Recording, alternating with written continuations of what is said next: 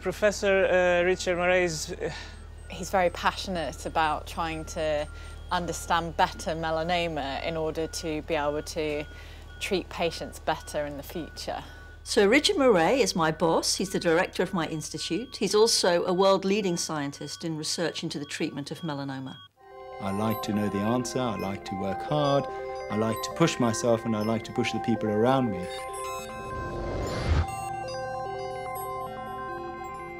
I believe in the evidence, and the evidence is always got through hard work. To observe is the most important, what's the word I'm looking for?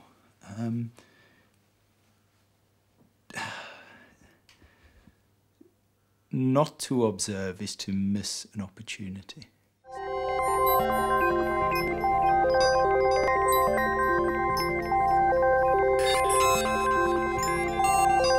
I was interested in how cells communicated with each other, and one of the proteins that I was studying is called B-RAF, and then we discovered that B-RAF was mutated in about half of human melanomas, and so I decided I had to then study melanoma. So I became very interested in the whole disease rather than this one tiny aspect of it. Melanoma, largely speaking, is a form of skin cancer that develops from overexposure of the skin to ultraviolet light, so this is sunlight.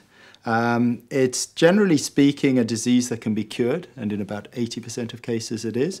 But if the disease spreads, becomes metastatic as we call it, so spreads throughout the body, then most people will be killed if they're not treated.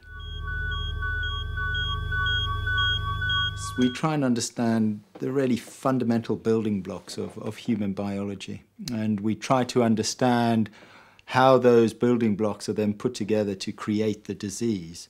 And so although we haven't discovered drugs ourselves directly, the way we've contributed is in leading other people to understand the biology of melanoma and then to make new drugs that really are very effective in the disease.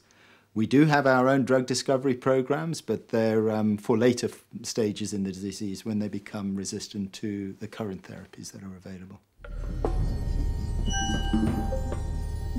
So the opportunities of using blood tests in melanoma are really extraordinary. One of the problems with melanoma patients, or one of the challenges, I should say, with melanoma patients is that, largely speaking, although the patients initially respond to the drugs we have, they eventually develop resistance and relapse. And the problem is we generally don't know about that relapse until it's too late. Can we determine how quickly the patient is becoming resistant to one type of therapy and therefore the optimal time to switch that patient onto a different therapy? And all of that can be done, we believe, by monitoring the blood for this tumour DNA that the tumours are secreting into the bloodstream. I'm optimistic, but I am cautious. I don't want to overpromise. But if the last 5 years are anything to go by, then I think we can look forward to a time when we might be able to cure this disease in, if not all, at least most of the patients. Oh, well, I got an email from Richard the minute he found out saying, I've won this wonderful prize. So I was one of the first people, I think, that he told. So we were both hugely congratulatory, very, very happy. I think it's a great honour, but I accept it not on behalf of myself, but on behalf of all the people I've worked with over the last 15 years to try and understand this disease. I think that it's a great honour, and I'm simply delighted.